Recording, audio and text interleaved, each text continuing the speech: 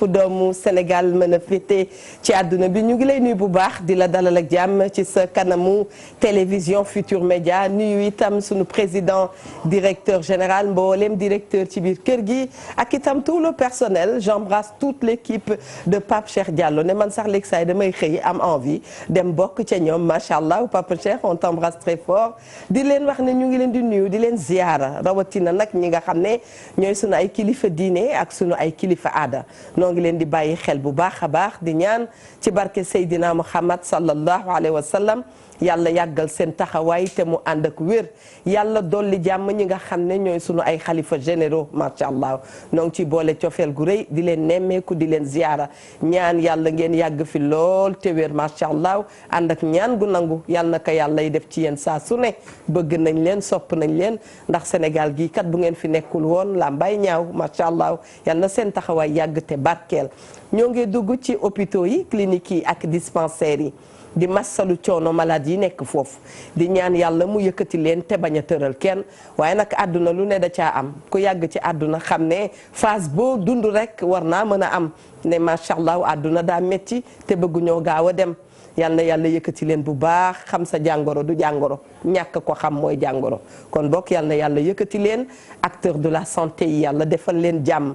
yàlla defal jàmm itam ñi nga xam ne ñoo nekk ci prison yi maanaam caabi féete leen gannaaw waaye ñun dinañuy faral di wax ci plateau wareef sa prison mi ngi sa biir xel ndax nit mën na laa tëj ci néeg foog na yaa ngi prison waaye sa xel rek yaa ngi ci jàmm kon nañu fexe lii xew suñu xel yi muy jàmm ci ñun ne suñu xel yi ñoo ñuy tëj prison macha allah bëgg nañ leen sopp leen di ziyaara képp koo xam ne itam suba teel bi nu jàkkaarloog yow ci altine gi dangaa yeew ak tiis dañ lay fàttali ne yàlla mooy dogal lu mu namm war na lu mu àggale daa jot lu la waay def muñ ko àdduna moo ni mel macha allah yal na yàlla jeexal nattu yi te bu boobaa itam mu ànd ak li ñu bëgg ànd ak bànneex c'est ça la vie ñu ngee ñaanal ñu baaxoo woon di ànd ak ñoom tey ñu nekk ci njéggalu sunu borom njéggal googu yal na ko yàlla yokk ci barke Seydina Muhammad sallallahu alayhi wa sallam ñu fàttali sunu ay wayjur sunu ay soppe ñoo xam ne dañ doon ànd ak ñoom mësunoo xalaat ne daañu dem bàyyi ñu àdduna demal maa ngi ñëw la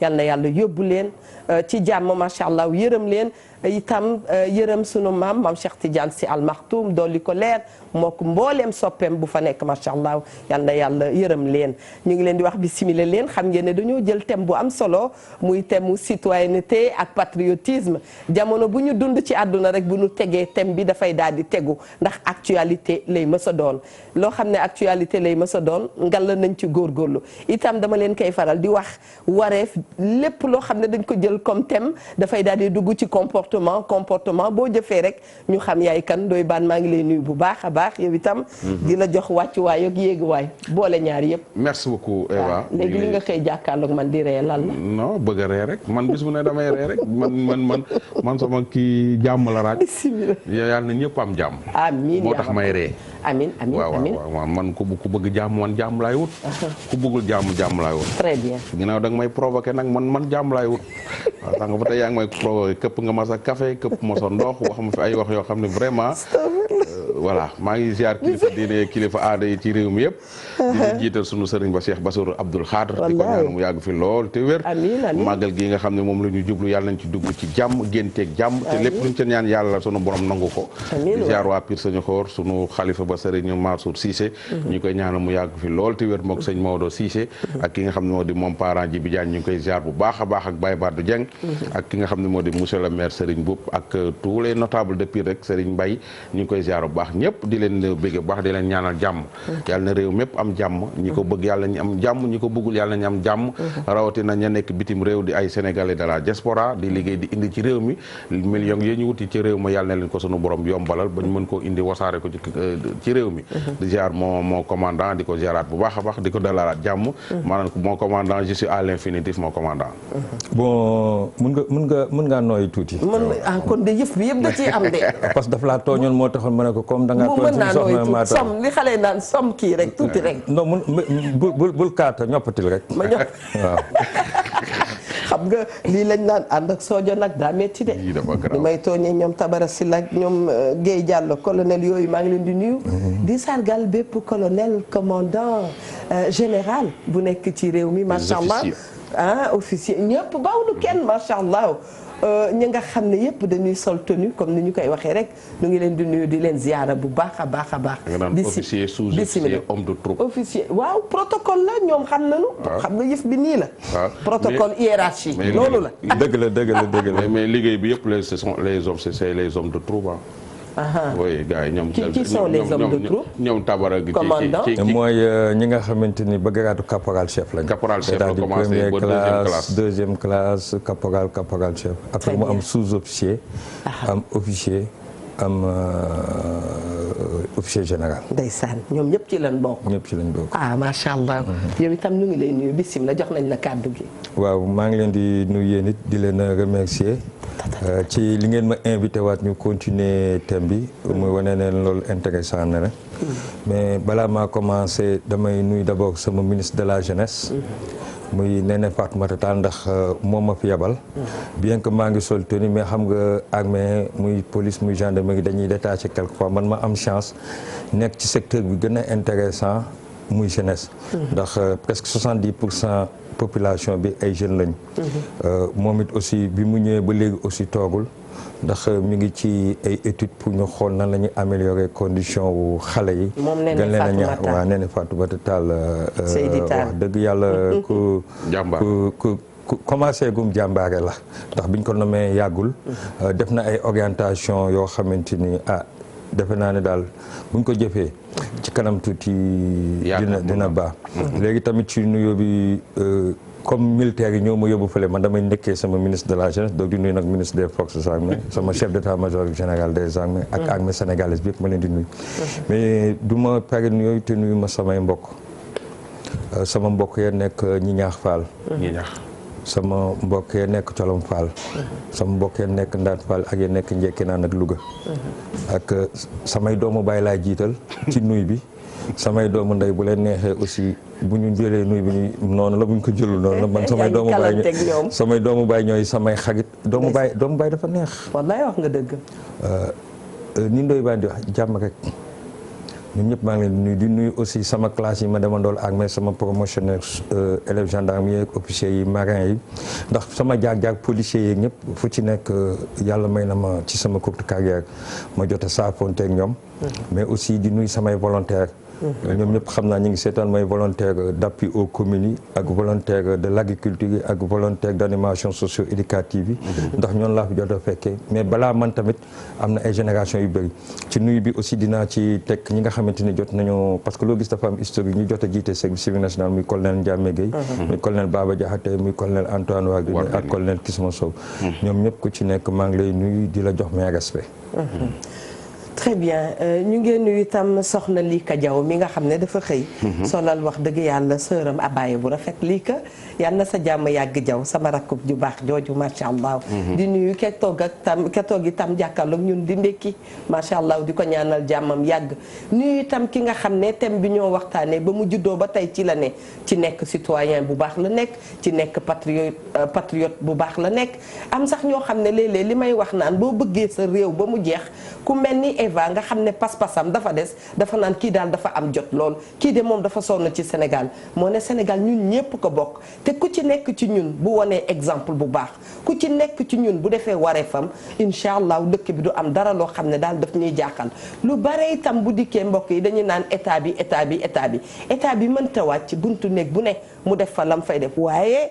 am na nu ñu koy jàppalee naka la ñu koy jàppalee mooy suñu état d'esprit mooy suñu comportement mooy suñu doxalinu tous les jours bu ñu ko soigner magnifier ko rafetal ko ba nga xam ne ku ca gis sa morom rek xam ne macha allah bu dee lii mooy sénégalais bu baax kon nigal man itam ma gaaw nekk sénégalais bu baax ñuy fàttaliku ci biir loolu képp koo xam ne rek wax naa ko sànq da nga yàgg di dox pour que Sénégal jëm kanam loolu dinañ ci boole ñi nga xam ne ñooy sol tenue waaye dinañ ci boole itam le monde intello le monde intellectuel ne ñoom du ñu gëj ci ay bind du ñu gëj ci ay recherche du ñu gëj ci ay jéego yoo xam ne ñi mel ni man duñu ko yëg am na ñoo xam ne saa bu ñu duggee avion dem yàlla xam na ne ci honneuru patrie lañ ko doxee takkuñu drapeau waaye dafa mel ni dañ koo muuroo macha allah ci seen taxawaay bu rafet yal na yàlla fayal nu leen noonu bu ma ko waxee bu ma demee ba fële ca Gama dinañ fa fekk soxna Seyna bu Diouf macha allah doomu ndeyu ñoom Kumba Nguy Thiam doomu ndeyu ñoom colonel Tabara Silla moom itam jigéen bu exemplaire keroog maa ngi koy cité fii dañu ko jël ba nga xam ne peacemaker lañ koy waxee defe na jigéen la boo xam ne dañ ko sargal mu nekk la femme de l'année kon kooku tam ca dëkk boobu mu ne macha allah dañ koy sargal bu baax a baax a baax ma lay wax nag commandant bismillah ba ñu commencé thème bi ba tey lan nga jàngat yow. soxna si nga may ma tuuti ñuy jaalewaat encore armée sénégalaise. ndax capitaine Thiam que blessé woon. dafa mujj wàññeeku.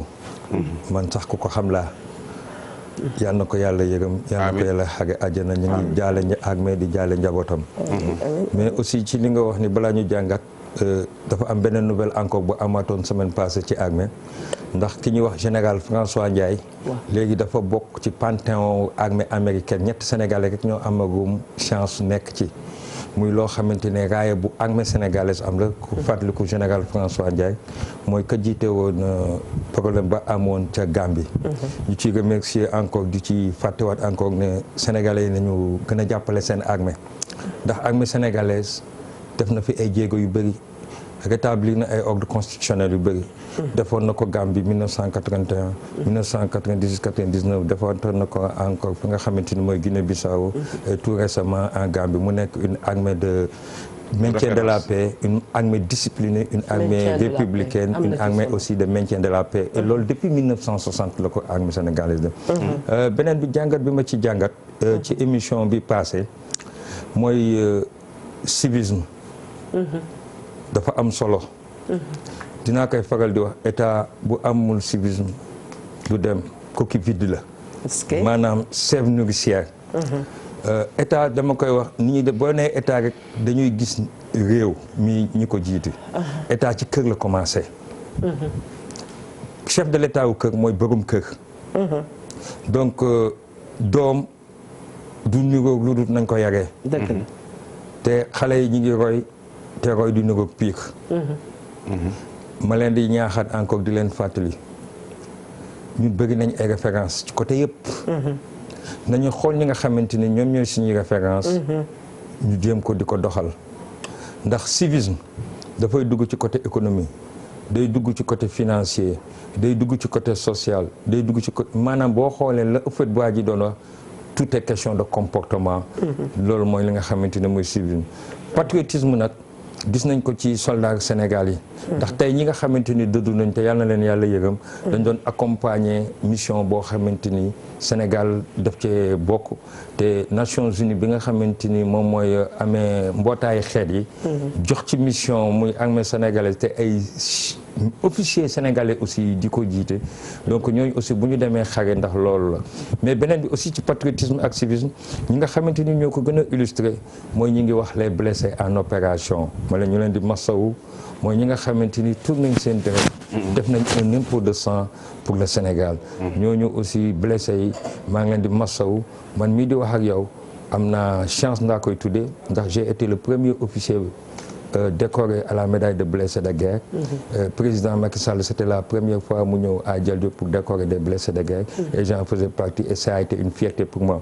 beneen bi aussi patriotisme bi président de la République wane na ko encore ci di chef suprême des armées ndax keroog def na geste bu rafet maa ngi ko fa woon ci levée de corps ba ndax ba mu ñëwee lu yàgg saafonte na ak famille ñi nga xamante ni ñoo dëddu. muy luy dalal xel. ñi nga xamante ni dañ fa toogoon ku ci nekk de la gauche vers la droite ñu nekkoon ci premier rangée bi jël na temps nuyu la saafonte ak yow soldat dafa bëgg ku ko yëg boo ko yëgee rek encouragé ko dañ ko war a yëg sax nag ka nga xam ne da ngay taal sa climatiseur tëdd sa kër yow di nelaw bu yëf yi ne woon tuy doo fa dem doo fa jege moom mooy dem ma nga nekk au front di xeex kenn gënu ko nekk patriote. non c'est que bala muy ngi ñëwaati commandant merci commandant premier émission bi dama ne woon fii Sénégal xamuñu valeur u takk der xamuñu ko soo xool déglu rajo yeeg télé yi toujours commandant wax na ko keroog dañuy critiquer rek policiers yi gendarme yi xam nga garde pénitentiaire yi wax a wax fekk sur 1000 kenn def na ci erreur ñu bëgg laaxaale ñëpp ki nga xam ne ba ngay nelaw fanaanoog sa jeeg ma nga ca tali ba taxaw kooku war nga koo respecté ki nga xam ne bi ngay nelaw wala ngay liggéeyi am na ba ay sénégalais yoo xam ne nga ca frontière ba di xool ñen ñuy dugg ak ñun ñuy génn dëgg la kooku war nga koo mën a respecté juum ñëpp a koy def journaliste dañuy juum koo mënti doon nit kese nga da nga mën ngaa juum ci sa liggéey dëgg la mais ñëpp mënuñoo juumandoo ci seen liggéey mais su kenn benn policier wala benn gendarme wala benn militaire su defee benn erreur bu ndaw sénégalais yi duñ ko pardonné te pourtant kooku noonu ñaata yu baax la police def ñaata yu baax la gendarme yi def ñaata yu baax la sapeur yi def ak militaires yi c'est vrai kenn ci ñoom def benn erreur mais sénégalais surtout les rajo yi ak télé yi wajajet militaire ba policier dama koy wax toujours le 23 juin y avait Mamadou Diop bu daanu woon foofu ak Fodé Ndiaye Fodé Sall Fodé Ndiaye Fodé waaw Fodé gis nga su le 23 juin jotee suñ koy defal anniversaire Eva Mamadou Diop rek ngay dégg ñu koy anniversaire yàlla na ko yàlla xaare àjjana moom donc nga dégg ñuy tudd politiciens yi Mamadou Diop kese li ñuy tudd ndeysaan mais tout pourtant ñaari sénégalais lañu Mamadou Diop ak Fodé léegi dafa mel ni policier ba nga xam moo daanu affaire bu daanu foofu moom ab Burkinabé la wala Gambie la dëkk wala Sierra Leone la dëkk kenn du ko tudd kenn du wax ay waxam donc sénégalais yi nañu bàyyi suñu armée bi wala suñu policiers yi wala suñu gendarme yi ñuy désarmé voilà dañ leen di désarmé parce que façon bi leen di waxee neexu leen de man damay dugg seen biir di leen waxtaan ak ñoom neexu leen te loolu dina pousser pour que nit ki dox gis benn affaire boo xam ne su ci duggoon régler ko mais da ciy ragalu dugg policier gendarme yu bari film nii dañoo ragal di intervenir ci yenn yi parce que da ngay intervenir comment ça waaw parce que da ngay gis benn affaire nga mën cee intervenir régler ko mais mën nga ko intervenir def ca faux pas ndogal fekk la ca ndeysaan mi ngi may fàttali sa kaw ñu ngi koy nuyu suñu frère la sañ nañ ko wax kaaw Mouhamed Diop mi nga xam ni am na coow bu jugoon ca exemple coow bu jugoon ca Thiès waaw ñuy wax ne moo boom ak boomul ndeysaan mu nekkoon moom itam maxa ci coow la gu rëy waaye yàlla def jàmm da nga xam ne itam ñoo jur xale bi doon ay nitu dëgg macha allah lu mel noonu daf leen di dee dal kaaw maxa bi c'est un cas bu doy waar maxa bi dañ ko nëppal ni waaw wallaay mais maxa n'a rien fait deful dara fekkiwu ko fa man ndeysaan man mën naa jël samay responsabilité wax lool. parce que adduna mënoon na caa yàqu nag yéen yooyu daf leen di daal am na yu ñu doon nëppal yoo xam ne yow xam nga. tey jii yàlla tere suñu ko collé woon motif wala ñu jiñ mais dafa metti yow fekke woo yëgoo tinoo ay nit def seen i njob ba fële bëgg koo collé koo xam ne fekkul yëgul tinu parce que policier la fii dëkk bi lu ñu wax policier rek ñu ni dëgg la lu ñu wax gendarme rek ñu ni dëgg la lu ñu wax militaire rek lu ñu dëgg la lu tax d'accord très bien te ñoom nga yaakaar exemple bon citoyen gis nañu yéen itam ci seen service civique national bi da ngeen jox agriculture wàllam mu mel ni gàncax ak nature daf leen intéressé itam lan moo tax. balaa ma tàbbi ci loolu. damay dëggal léegi li Ndoye Bane wax. ndax sañ naa dagg commandant ne ko mu may ki ci ligne bi. non mën naa dagg maa ngi seen disposition. très bien salaamaaleykum. maaleykum salaam. ajaratu bismillah. soxna Eva. naam. na def. sant yàlla bu baax a baax. maa ngi lay nuyu bu baax. maa ngi lay delloo nuyu. soxna Eva. naa. sa numéro téléphone de ow ma ko. ow ma tamit ba su Ndoye Bane.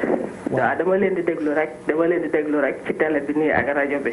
waaw ma amoon soxla nag maa ngi jéggalu bu baax li ma leen di dagg. waaw sama doom laa war a inscrire 10 000 francs ak ñaari arrière 8 000 yi ma ko war a fayal. ma bëggoon foofu rek bu dee mën ngeen ma cee dimbali te yàlla. d'accord Mia Ndour dana jël sa numéro. ana xale bi ana papaam. da bëgg naa mu tontu ma ci loolu nag quoi dinañ ko dimbali mais. waay du sujet. waa déglu ma Eva xam nga lu tax ma wax loolu. man gis nga loolu tamit ci civil mi la bokk yaa lay tontu en kay. waa de xaaral ma ñëw. maa ngi lay xam nga loolu lu ma metti. waaw am na ay góor yoo xam ne ñi ngi may seetaan jamono ji. wallaahi ndeysaan. xamuñu ban classe la seen doom yi di def. ci yàlla. ay góor yu ma toog di seetaani seen jabar yi seen doom yi seen yaay doom yi di nekk ci rajo yi ak buntu télé yi ak di dem ci seen càmmañ yi di dem di toltolaan lu ñu inscrire seen doom ak lu ñu jëndalee fourniture seen doom seen bàyyi nekk nit yëng ci dëkk bi di yaat yasar am na ay góor yoo xam ne ñi ngi ci dëkk bi école ubbi na xamuñu ban classe la seen doom di def loolu nag yow góor gi may seetaan tey def loolu soo yaakaaree ni góor nga nax nga sa bopp loolu duy fu góor de Eva donc affaire yi moom il faut nga koy dóor muy sax dañu war a jàppale jigéen ñi bu baax non boo déggee souvent dama koy wax ñuy xeex ko ci pour que jigéen mën a am autonomisation kër boo ca duggee bu dee fukk la ñu ne nañ joxe jigéen ay gën a joxe ndax dégg nga ma dégg naa la ñoom dañu baax les femmes dañu rek macha allah dañu baax commandant yaa ngi woon fu am solo yow itam ba man la waxee nga ni faaw nga feelu ndoy baan ba noppi li mu wax dëgg la muy armée muy police muy gendarmerie léegi nit ñi dañu dem ba di leen banaliser parce que dañuy fàtte ne ñun ci kër lañ jógee ni kiy nekkee jàngalekat nga nekk journaliste ñun noonu lañ choisir armée kuy critiquer nag armée xam mooy lan mooy bu dee jotee góor rek a fay des ndax li ma lay wax man yàlla def na dama liggéey ak policiers yi muy les comment dirais-je encore mooy les AP2 ma leen di nuyu au passage nekkoon ak ñoom Kaolack liggéey ak marins yi nekkoon gendarme pendant 8 ans ma am lu ma fa vivre surtout sur le cadre du maintien de l'ordre keroog bi ñuy rey les 6 policiers ci événement yi amoon yu Moustarchidine wala Moustarchidaty yi keroog weeru koor la mercredi la maa ngi woon 2e escadron porté keroog buntu palais la ndogoo muy lu metti fekkee naa ko booba xaleel la boobu j'étais un jeune gendarme à l'époque nekkoon LGI. c'était en quelle année encore? C'était en 92 96 ouais. Les événements de 1994 pardon boobu mi ngi ma fekk 2e escadron porté yàlla defaat encore gisoon nañ fi ñoo xamante ni dañoo amoon seen base nekk ci Kolda Yaata Yumbe keroog bañ fay dugg di xeex 5 heures du matin ba ci ngoon gi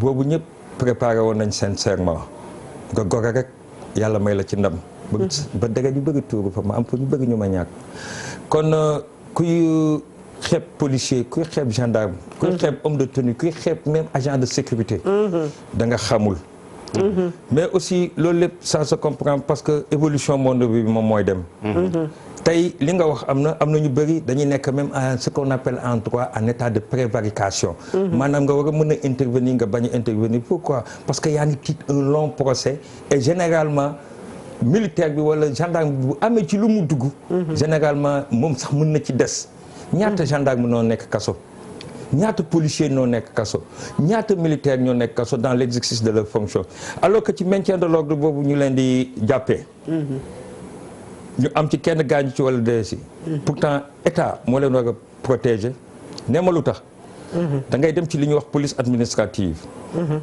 dama koy wax tuuti en français parce que ci lay nekkee à l'aise ci lu ma jàngoon gendarmerie la mu ne le maintien de l'ordre a pour objet de prévenir les troubles afin de ne pas avoir à les réprimer. Il a pour base essentielle le renseignement et comporte avant tout des mesures préventives dont l'importance ne doit jamais être perdue de vue et comporte si l'ordre est cependant troublé des mesures destinées à le rétablir.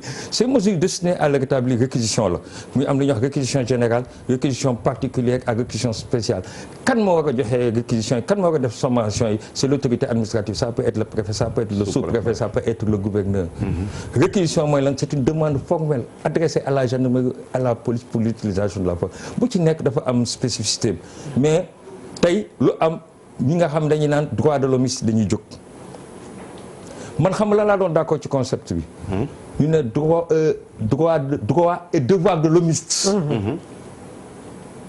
droit rek ngay wax mais où sont les devoirs tey li nga xamante ne ñu nekk nañ dans la sous-région tey même boo demoon ci banque nga sol tenue gars yi danañ la abal nga fayee ko exemple ndaw parce que dañuy naan ñoom mission prioritaire la mais aussi gis naa yenn yi ci fax loolu il faut que tamit ñu signaler ko parce que aussi le mal c'est pas les autres tey da ngay gis kenn parce que sa oto am na gyrophare nekkoo véhicule prioritaire nekkoo fenn nga nekk ci dëkk bi et même des députés des militaires des jeunes waaw ba finalement même ambulance dañ koy banaliser c'est pas du civisme.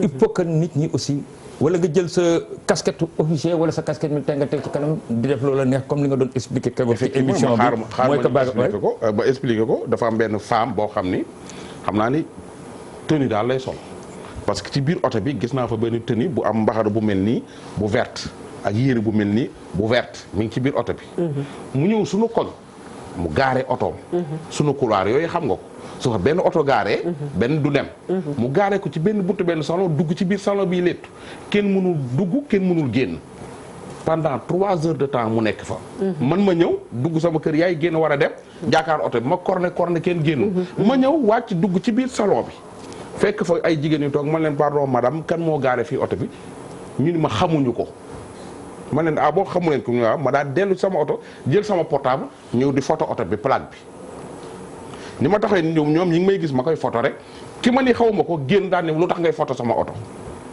man ko bon ma def ni yow yaa moomuloo oto bi mu amoo droit photo sama oto man ko yow fii nga gaare pour lan la oto yi yëpp yaa leen baare ci lii couloir la mun ma fii damay lettu ci salon bi laa nekk man nga wuti ji foo gaare et puis maa ngi gis mu ngi ma xam ne kii nii soit garde pénitentiaire la ou bien muy nekk eaux et forêt ni may wax ak moom ma fëgg oto bi ni ko génneel oto bi dégage ndaw si ni ma teel la mbéj waaw parce que comprendre naa ko man xam nga nit da ngay am maîtrise dafa bëggoon ñu ni Ndoye Bane ngay xeex ca mbedd ma mu mbéj ma bàyyi ko ni ko d'accord merci beaucoup ci mbéj bi nga ma mbéj mi génn rek nit ñi jàll oto yëpp nekk ci ginnaaw fu terewul maa ngi gi wan naa. Babacar nee na Mbadou da nga ragal ne septième dan la moo tax. non dafa am yoo xam ne. non wan na ma photo yi gis naa ko. gis naa photo oto yi xam nga tey jii waa ndaw si mbéj la. teel la mbéj. daf ma mbéj li may wax nii mbéj teel la ma vendredi la defe naa. mbéj ba teel man ko merci beaucoup ci mbéj bi mais génn rek nit ñi dem. muy insister xuloo su ngay jaay militaire maa la gën a nekk militaire patati patata man ko militaire day am maîtrise moo tax nga mbéj ma faale wu ma la génnal mu génn ñu dem ci jàmm ak salaam. waaw fi mu ne xam nga maa ngi photo oto beeg yëpp. su ma neexoon dem porter ko plainte parce que ma ko photo ni mu baaree mbedd beeg yëpp mi ngi sam portable. numéro bi soo ko envoyé woon léegi service des mines ñu wax la kan moom oto bi rapidement vite fait nga dem porter ko plainte ci occupation voie publique ci koo xam ni da ngay sol tenue ñu bari walaaj nañ ma photo bi pour teg ko ci yoon man leen lu ma la wax léegi. bàyyi baal naa ko dama ni ko jéggal ko rek te yàlla tax jigéen la.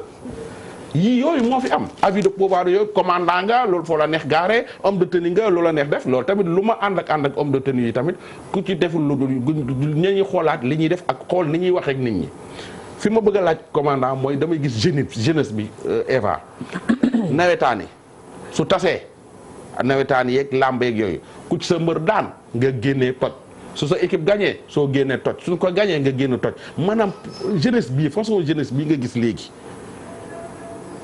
naka nga ko gisee en tant que commandant boo xam ne yaa ngi service civique di liggéey ak ay jeunes seen volontaires yi lu tax mënuñu jël xale yi ci nawetaan yi ci làmb ji dugal leen ci service civique bi ñu nekk ay volontaires. xam nga dinaa ñëwaat balaa maa tontu boobu daf ma laajoon ci affaire volontaire li tax ñu. kii ci affaire agriculture gis nga pays bu émergé.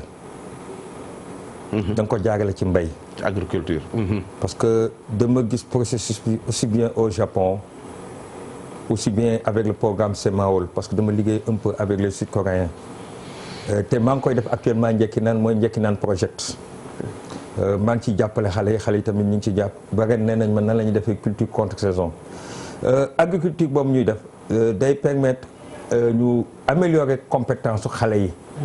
augmenter aussi tey boo Ndoye Bane bu kay bayee 10 tonnes kay bay 20 tonnes kay bu ñu defee jonction 20 tonnes du nekk ay millions de tonnes. biir bu ci dara nekkul du réfléchir. donc agriculture boobu dafa nekk loo xamante ni dafa am solo te xale yi tey actuellement nan la ñuy def ba def culture contre saison parce que tey da ngay xool dëkk bu mel ne Israël. ñu am seen autosuffisance alimentaire. Et je parle sous la supervision des DRDR, les directeurs régionaux de développement rural. tey ñun ñoo leen gën pluviométrie ñoo leen ëpp ndox fuuf même fu mel ne Maroc mais lan moo tax ñu am loolu c'est parce que les jeunes ont pris très tôt conscience que war nañ augmenter production nationale céréalière bi et day permettre aussi jeunes yi ñu améliorer seen revenu côté boobu man dama ci incité duma ci tàyyi retour à l'agriculture bi nga xamante ni son excellence le président de la république chef suprême des armées waxoon na ko man dama ci gis sama bopp xam nga Ndoye Bane man mi sax la ma tax ma ciy insister dama joxe 65 000 francs daaw jéeg ñu bayal ma a njëkki nan bi gars yi di jënd ngooñu 10 000 francs man dese woon naa ngooñ ci 65 000 lu leer laa la wax tey maa ngi woon Micho c'est à 50 mètres waxuma la 100 mètres 50 mètres de la frontière avec la Guinée damay ne xale yi dañuy tayal te wax naa leen ko keroog ba ma fa demee à Micho et à Saraya xam nga moment bi ñuy jaay ñun ngooñ 3000 francs xam nga saako ngooñ ñaata la foofu 500 francs CFA ci télé laay téeméer tey nga mën na jël ce genre seen scooter yi mooy yooyu comme yu kii di amee muy am ay moto yi nga xam ne yaa ngi koy jëndee 300 000 tey boo góorgóorlu la ba am sa moto boobu nga jógee Saraya qui fait une trentaine de kilomètres de Kédougou yaa ngi ko jëndee woon téeméer mënoo ko jaayee 2000 ka jëndee 2000 yóbbu Tamba mu jaayee 3000 léegi bu boobaa est-ce que jeunes yi mënuñu am un peu d'argent. est-ce que ngooñ baa ngi fa yàqu. est-ce que amuñu complexe def ko jaay ngoon. moo tax ma ne la maa ngi déglu say suba même sa émission. muy ci géej gi. géej gaa ngi jeexal xale yi. mais tey 3 millions 2 millions yooyu ngay tukkee. man waxoon naa leen ko ci émission bi passé sama immeuble ka fa nekk te moom ko. te muy suñu service ci boppam te Safia di nekkoon fa. kaka moom taabul mbagg la amee woon na ma baal nag bu fekkee li ma wax neexu ko. mais il faut que nit ki tam gëm ko parce que exemple yooyu ñu ngi koy jox xale yi. mais xale yi tey gëmatuñu loolu. da ngay dem ci benn quartier boo xam ne da ngay retrouver ay jeunes yu taxaw foofu naan la dëkk bi amul liggéey ñun sax nangam ñun bëgguñu sol ay yére yoo xam ne yére yi cher nañu doo xam fan la ñu jëlee boobu xaalis dafay dale. xam nga li nga wax nii man damay jël na ma baal aussi ki moom Sénégal tur Mbaye Sarr. excusez-moi dama ko suivre ci benn émission télé su ma juumul. Abidjan ba muy doog kii di lang ay oto yëpp dama baal nag. 1000 francs la wàcce documentaire bi ma seetaan si j'ai bonne mémoire. 1000 francs la wàccee Abidjan ci lu nekk dugg na ci tey mi ngi jël di recruter ak di dimbale ay mbokk te gis naa ay action publique yi. dégg nañu histoire borom Sedima aussi. Babacar Ngom. waaw Babacar Ngom. voilà. mais c'est des exemples tey xale yi lan moo leen empêché ñu def loolu mais tey da ngay gis oto bu rafet. wala nga am sa benn coro bu ndaw ca comme te xool généralement yeneen bokk génération di nga ànd moom ay 4 ans 5 ans keneen sax fay jógee takk ko. nga am complexe dégguma la de commandant da nga généralement di nga ne am 18 ans 20 ans bañ a def yenn yi di ànd ak sa magam boo xamante ni 16 ans ngeen nobante ba mu nga rus a def yenn yi keneen jógee fële ngeen def 4 ans 5 ans parce que nelawoo kenn mënu laa dénk dara nelawoo dafa na keneen kooku ñëw jël ko takk ko. très bien alors que sacrifice dafa laaj tey. jërëjëf TFM xëyu leen ko créé ni. déedéet jëlal ki ci borom kër gi dafa am jaar yooyu laa bëgg. jëlal ki ci ligne bi dellu si waat. allo allo. allo. salaamaaleykum. allo salaamaaleykum. allo.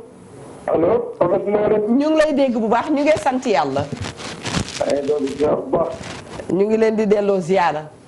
ah vous avez devant vous un commandant boo xam ni c'est un connaisseur de ce qu'il dit.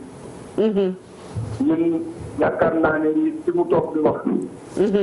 xam-xam may na ko parce que il a rendez-vous être là aujourd'hui. man ko xam la. dëgg la ko xam dynamique am ak liggéey. xamul lenn luy fëkk. dëgg la man je suis un de ces éléments bi mu nekk jàngar. dëgg la. tey yàlla def ba mu nekk commandant bi ñu koy ñaan mu nekk général. amiin. waaye yàlla nga xam ne ñaari bëriwul. les bases yi muy défendre moom mooy la réalité. mais na xam ni Sénégal yëpp bokk di yam. àdduna bi yëpp bokk di yam. déedéet. ni mu amee ñu tële ci borom tële yi. noonu la amee ñu tële ci askan bi. bu baax macha allah. am na ñoo xam ne solo ñu uniforme bi rek pour jaay leen maanaam bu ñu war a am le pouvoir yow dañu am le pouvoir. dëgg la parce que jaay la ñu ko ëppale toog jàpp ñaar loo ko dëgg la. mais di ko félicité moom it ci courage bi mu am ba mën a maîtriser boppam envers cette femme ndax jigéen dañ koy suturaal. dëgg la. yéey na ko te dóoru ko. ndeysaan. ëllëg dootu ci dugg mais damay delluwaat ci sama commandant man dama koy wax sax dama ko dugg man la Habib Ka rakk Issa Dieye. mu ne. bamtuwaat ko nga ni. Issa Dieye Thiès. Issa Dieng Issa Thiès Issa Gueye sa xarit Thiès. gendarmerie man la Habib son petit frère. ah Habib xam naa ko. très bien kon ñu ngi nuyu waa Thiès yëpp mbokki maître Fatima Sall yooyu. bisimilah yaa ngi woon ci la jeunesse. waaw maa ngi nuyu aussi ki dugg léegi intervenir li nga wax ci jeunesse bi. tey généralement complexe bañ a def yenn yi. parce que yaa ngi naan su may liggéey dañuy ne man travail bu dévalorisant la. dëgg la. mais tey boo góorgóorloo. bis bu nekk ngay épargner dara. ëllëg dina la may dara. dara xëyul sotti. comme ni ma la ko waxee ci kër gi xëyul sotti.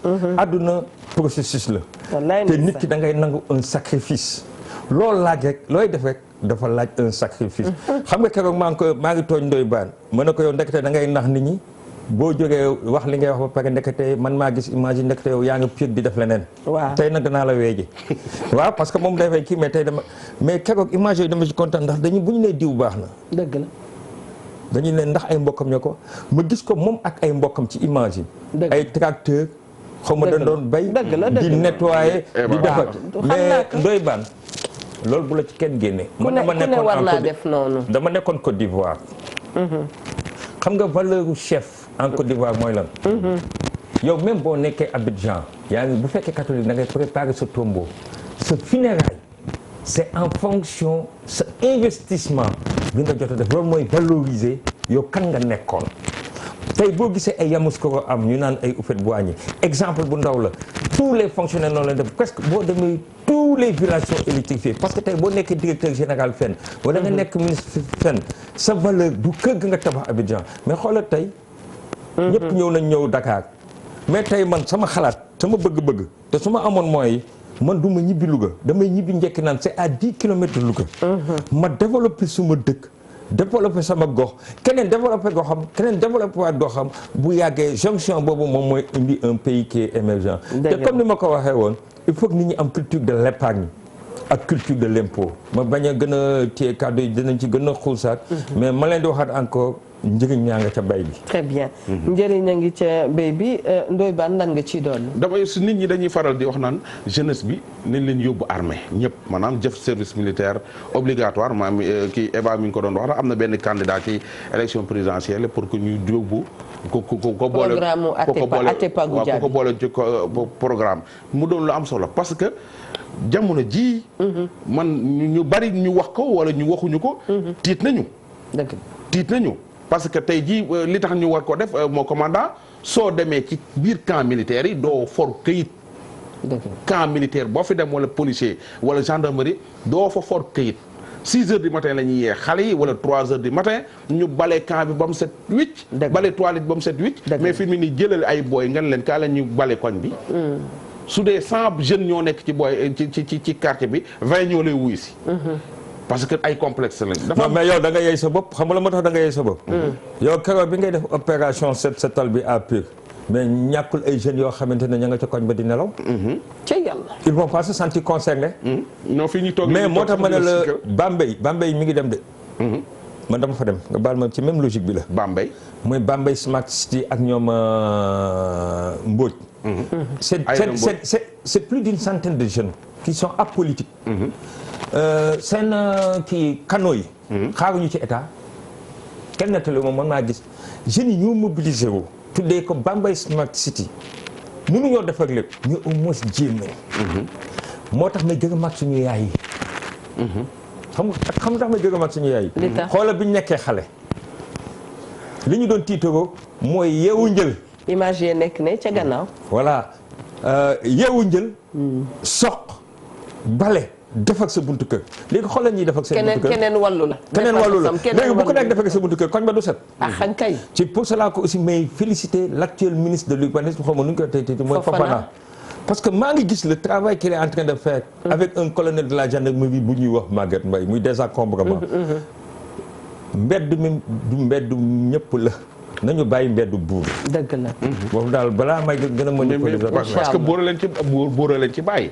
parce que mbedd mi ginnaaw buur ko moom buur ci boppam moo ci war a teg loxo sanction yi parce que li may wax sama question bi mooy ñëwaat ci commandant ban est-ce que waruñoo jël service militaire def ko obligatoire ci dëkk bi. mais loi bi prévoir na ko militaire yi dafa set wicc.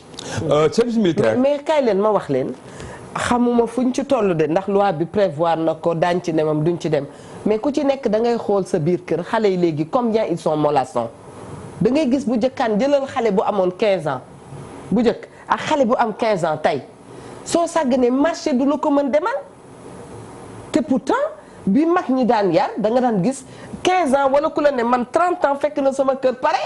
30 ans fekk na ma am nangami doom fekk na ma nekk polygame am naa ay doom am naa lii am naa la réaliser naa nangam. aujourd'hui à 30 ans. on voit encore nos enfants nekk ci seen toit wu ay papa ak seen ay yaay y a un problème. y a un problème. parce que dañoo deful ci ñoom responsabilité. tey la responsable. soo demee tey jii fu mel ni armée wala nga dem daara. tey ji nga am 18 ans ñu jox la arme boo xam ne def ci ay bal mu wóor na ne lii ñu la jox lu ndaw lii ñu la jox mën naa tukkal jamono ñu jàngal la ko. ñu ngi koy monter ñu ngi koy démonter takk say bët. ni la démonteel monter waatal yóbbale ci àll bi. ñi ma gis léegi ñuy dem lan la ay. ay volontaire lañ xale yi di dem ñi nga gis ay volontaire lañ. mais gis nga ci loi boobu mu wax. dafa am mais mënuñu ko appliquer. c'est pour des contraintes budgétaires parce que boo xoolee recrutement même nit ñi dañuy toog ay ñeenti fan ay juróomi fan di fanaan ci àll pour ñu mën la recruter mais ak même mënul jël ñëpp contrainte budgétaire mi ngi mel ne service civique national. mooy libération bi rek. mi ngi mel ne service civique national xam nga boo xoolee agence la ñu woon. bokk primature mooy yooyu ñu amoon tey di former des centaines tey mënuñu weesu 100 mais xoolal 100 nga mën a recruter. question la bu Ousseynou doon bëgg a xam est-ce que li ngeen sumb am ngeen moyens yu ngeen. amuñu ko d'accord amuñu ko da ba ñuy wax. priorité du chef de l'État la. mais une mission aussi ça demande des moyens ñun si on nous dit former 1000 on va former 1000 parce que le potentiel existe l'encadrement existe mais aussi il y a des contraintes budgétaires. parce que boo xoolee waxoon naa la ko 1960 lañ ko commencé avec les camps de jeunesse avec les chantiers écoles ba ci pionniers yi. ba ñu ñëwee ci dëkk 98-25 ak loi bi nga xamante ni loi 98-25 loi boobu décret moo ko supprimé en 2000. au lieu que léegi ñu am les moyens qu'il fallait am na réduction. mais actuellement gis nañ ne le service civique obligatoire ñu ngi ciy bëgg a dem et foofu laay remercier sama courage ministre parce que jël na à bras le corps pour que ñu jéem a relever ce défi mais lu ñu relever ce défi aussi ce sera difficile parce que tey volontaire de l'agriculture yi dafa am lu ma ci métti. mu di suivi bi 2 ans la ñuy def. ñu bàyyi leen dans les communes. tey ñun am nañ devoir. ñu encadré waat leen ñu am réinsertion sociale jàppale leen ci financement mais ñoom danañu demander ay financement tey duñ ko am tey volontaires yooyu tey buñ leen jëloon jàng am nañ technicien de semence ñoo war a nekk priorité sax. ñooñu boo leen jëlee tey financer leen jox leen suuf ñu indil le résultat te lu leer laa la wax. très bien te ñooñu aussi boo leen jëlee. danañu ñaax foog mu waat ñeneen ñoo xamante ne ëllëg ñuy toog naan état joxuma liggéey danañ demal sa bopp nee naa la tey man. su démb doon tey. ma amoon tuuti mooy avant. sama njëkki naan laay des. dama ñëw ak mais bu dee. dama bëgg xaalis. réinsertion sociale boobu nga wax itam. ñu ngi koy ñaanal ñi nga xam ni wax dëgg yàlla caabi daf leen a féete woon gannaaw. ñu daal di génn. et bu ñu génnee souvent ñoom itam dañuy non seulement. tëdd nga sa peine ci prison bi ñu defoon la prison mais soo génnee aussi aux yeux de la société ñu ngi naan prisonnier bi woon nangam bi woon et ñaaree dootoo mënal sa bopp dara da ngay gis xale bu tëdd 15 ans génn citoyen boobu bu sàgganee lan lay defati de sa vie mbedd yi changé nañu yu bari changé nañu réinsertion sociale ñooñu tam soxla nañ ko commandant. waaw ñooñu nga wax noonu ci réinsertion sociale moom li ñuy wax la stigmatisation adduna.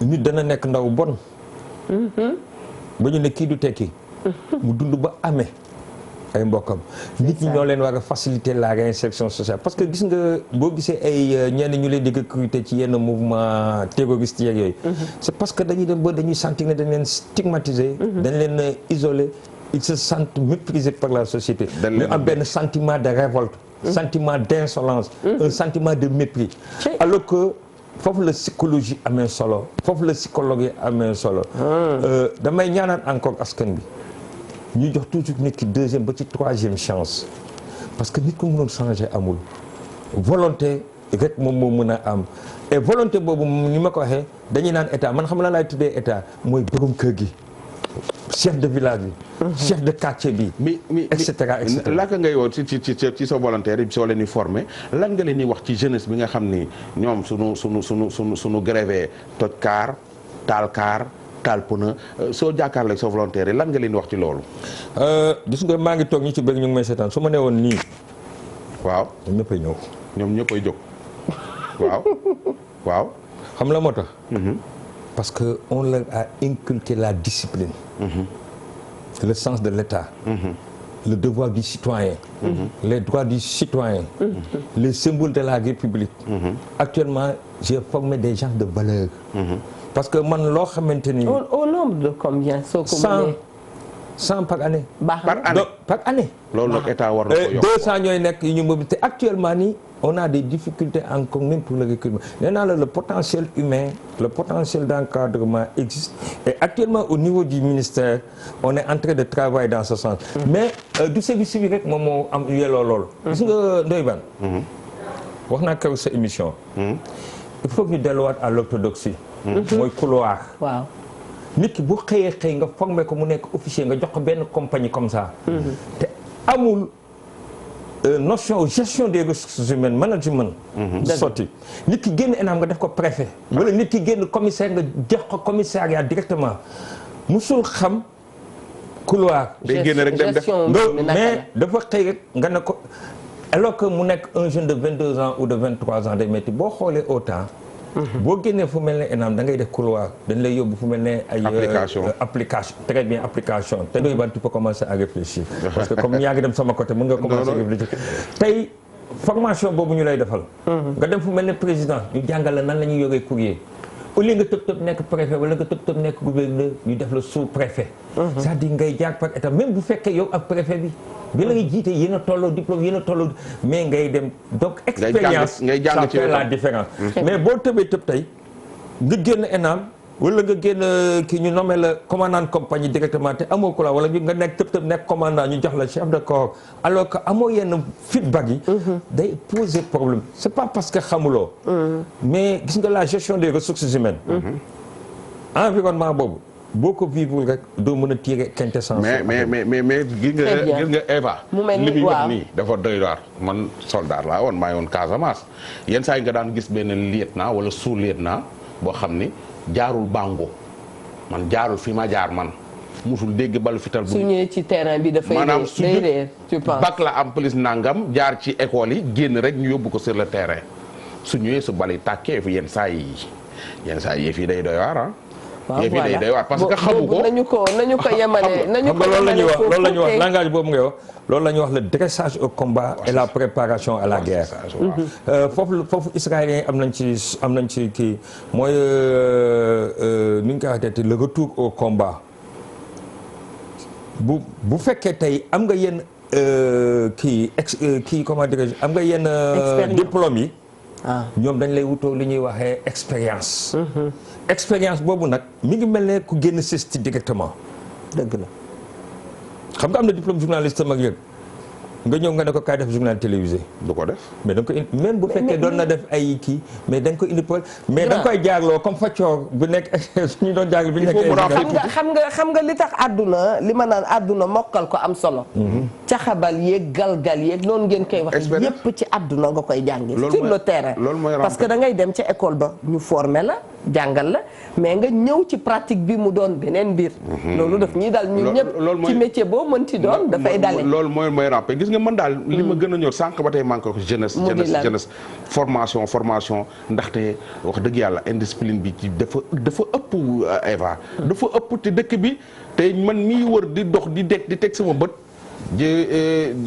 nu mu tuddati jaaxle naa man ginnaaw tey jii bu ma santé samay waajur ak yëpp nga xam ne yar nañ ma def ni yow ñii jaar daara ñii jaar armée par exemple dafa am ñaari nit ñoo xam ne xaw ma ñetti nit ñoo xam ne man ci sama dund du ma leen fàtte par exemple armée gisatuma leen ba ma génnee bango laa leen gëj a dégg laa leen gëj a gis 6 mois bango mais ba léegi dañuy nekk ci sama bopp bi ku ñu naan Ali Baba Cissé ku ñu naan caporal Sadji ku ñu naan caporal Baba Ndiaye léegi am nañu yeneen i grade adina la waaw Baba Ndiaye mi ngi dëkkoon jëppal ak Ali Baba Cissé ak caporal Sadji gi nga ñett ñooñu dañu maanaam dañoo nekk ci sama bopp bi te 6 mois laa leen gis 6 mois lañ ma formé ma jógee fa gisatuma leen tellement que def nañ ci yow loo xam ne tey jii heure boo yeewoo da ngay ñaan yàlla ñoom ñu dee balaa midi dégguma la de fa nga def mi yaa jël non non c'est vrai heure boo léegi nag soo mais tey nga toog gërëm leen voilà heure bu nga dëgg jour boo fa génnee nag ba dem sur le terrain ba bari tàkk jour boobu nga leen di ñaanal ñoom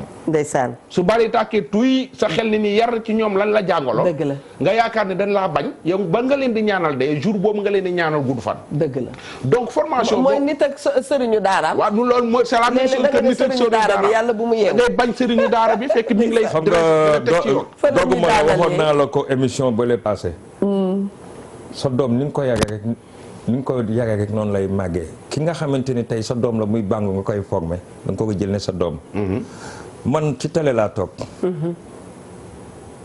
amul kenn ku mën a taxaw ne mos naa ko jëlal dërëm ndax maa ngi leen koy fàtte ba ma nekkee xale dama la wax sama yaay ndax moo ma jur parce que qui aime bien châtie bien te li may wax samay frère ak samay sœur ñu ngi may dégg yar ba ma jëlee 15 xaw ma la ci à l'époque yow mi du ma ko fàtte mu sama loxo baagaam bi da sama yaay kos almet teg ko ci bàkke alxuraan au nom de mes valeurs keroog laa gëj a def loolu ma nekk daak fuur lekk yi neexuma man maa doon toggal sama bopp parce que yàgg na ma ci togg ndax ay doom yu góor la gënoon am maa daal sama pap moo ma ne ku la fekk fii ngay fóot à Louga dana ŋàññi sa jabak te du ko alors que man passion la dama doon toog sama jabak toog may fóot te su ma ko nee nii waay yii war nañ ko gisaat ci kër yi wala mais lan nga gis doomu hamburger wallaay doomu pizza shawarma doomu shawarma doomu smartphone ay xaritam ña nga de l'autre bout du monde il faut que ñu commencé di dajaloo ci bool bi très bien di dajaloo ci kaasu ataaya di waxtaan di diisante te enseignants yi aussi dañ ci am responsabilité et ils ont raison aussi d'un côté. très bien amoon naa sama instituteur dama ko fàtte. xam nga yaa ngi fàttali ñoom Baba Cissé. ay ñoom monsieur Mbassé ma jàngal ca Kaolack. dañu daan nu wuli 4 grands. très bien 4 comment dirais-je 4 gaillards. 4 gaillards. te dara daaw ko ci fekk mais tey ci futul sa doom rek un procès. jërëjëf ci batul sa doom un procès sama xarit Idi Ba léeg-léeg di ngeen ko romb muy waxtaan ak yéen nee na awa xam nga li tax àdduna tukki ma ne ko déedéet Idi Ba mu ne ma dañoo def gisatul 4 gaillards nañ ko tendre par 4 nee na dafa xewi ba mu xewee ba tey nag xale yi defatuñu lu baax. commandant lan ngay tàggatoo. li may tàggatoo rek mooy encore une fois di leen remercier. côté social aussi solidarité am na solo loolu sax même armée am na lu mu ci lëkkaloo ak Youssou Ndour ba le 13 décembre dana ko def pour ñu dimbale mooy action sociale néew di doole. nañu demal ci le 13 décembre luy xew. Youssou Ndour moom mooy tëggal armée et puis am na lu bëri lu mu ci jàppale. bu ñu xamoon salle bi da nga wax ko. ñu ngi koy defee fii ci ñu ngi koy defee fii ci Wakaam moom la ñuy wooyee fonds de solidarité genre action sociale la ndax bëgg nañ ay militaires yoo xamante ni tey am nañu ay problème de protège tey mutuelle armée soxla na xaalis. service social soxla na ko. donc muy contribution boo xamante ni tey yéen waa TFM yéen a ngi koy jàppale armée. alhamdulilah officiellement signé nañ koy yëpp mais léegi publicité beeg yëpp demaguñ mais comme dama ñëw ci seen tribune. ma ci profité di gërëm encore seen borom kër yéen aussi di leen gërëm. président Youssou waaw di nuy sama njaboot. di nuy samay volontaires jeunes de mon pays. jeunes je vous adore. ñu ngi ni jàkkaarloo ak ñoom. arrêtez géej gi ngeen di jël bàyyi leen xastante yi bàyyi leen saagante yi bàyyi leen parce que loolu yëfu lâche la nga nekk ci ginnaaw ordinateur toll fu la neex. wane image bu la neex. ñaawal ko ba mu ñaaw di xas nit ki di saaga nit ki di ko wax lu ñaaw di ko jëf lu ñaaw lan nga ciy gagné dara yow ka ngay xas ma ngay dem ak ay projet beneen bi culture de promotion tey gis nga nag kii commandant la lii la am lee la am ëllëg nga ñaan yàlla mel ne moom ngay fexe noo koy galgalee ak noo koy tuumaalee man tey damay wax ne xolu iñaan du dem sama warsi la sëñ Bamba yàlla nañu ko yàlla fayal ndax man Tuubaa rek laa dénk sama bopp keroog ba nga xamante tamit tabaski jot na ma tënk ko maam Cheikh Ibrahima Fall ku nekk dafa sëñ bi dafa wax ni ko indi li gën que maam Cheikh Ibrahima xol xam bi la indi moom la sëñ bi bañ ko laajee mu ne xol ci la lépp nekk macha allah kon donc yàlla nañu yàlla defal jàmm yàlla nañu yàlla defal salaam yàlla ñu yàlla defal sutura tàbbe leen xol yi bàyyi leen di wut promotion di ko jaarale seen morom di yàq ay deram du leen jëriñ jërëjëf commandant merci beaucoup Ndoye Bane yow itam merci beaucoup nuyu nañu bu baax a baax Adja Fatim Tall ca zone B macha allah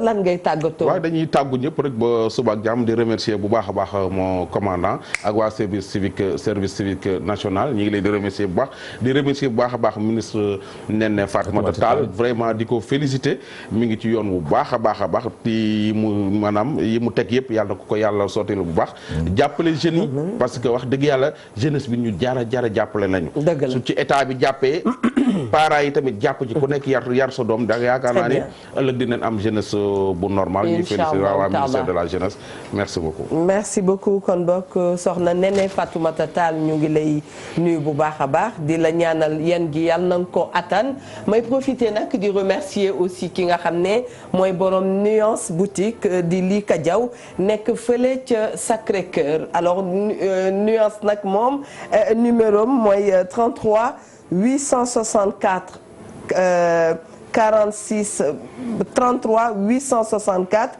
67 03 70 464 49 68 70 464 49 68 ñu ngi nuyu bu baax a baax commissaire Safiatou Mbaye mu baax mi di nuyu aussi ki nga xam ne mooy commissaire Sow dégg nañ ne jóge na fële ca Point E ma nga 4e di ko ñaanal yàlla mu dal ak jàmm ni ñu ko waxee ca njalbeenu émission bi képp koo xam ne rek solkatu tenu nga noonu lañ koy waxee ci manière bu simple ñu ngi lay nuyu jële ko nag ci kaw ba ca suuf macha allah itam képp koo xam ne un bon patriote nga doon un bon citoyen ñu ngi lay ñaanal la nga xam ne rek yaa ngi ca ne ci lu baax yàlla na nga ko gën a réussir Sénégal ñu ñëpp ñoo ko bokk et c'est avec l'émergence des esprits ci la ñuy soog a mën a am développement sañ nañ ko waxee noonu balaa réew di développer dëgg-dëgg ci esprit yi ñooy développer ba noppi ñoo ngi leen di sant di leen gërëm di leen wax bon appétit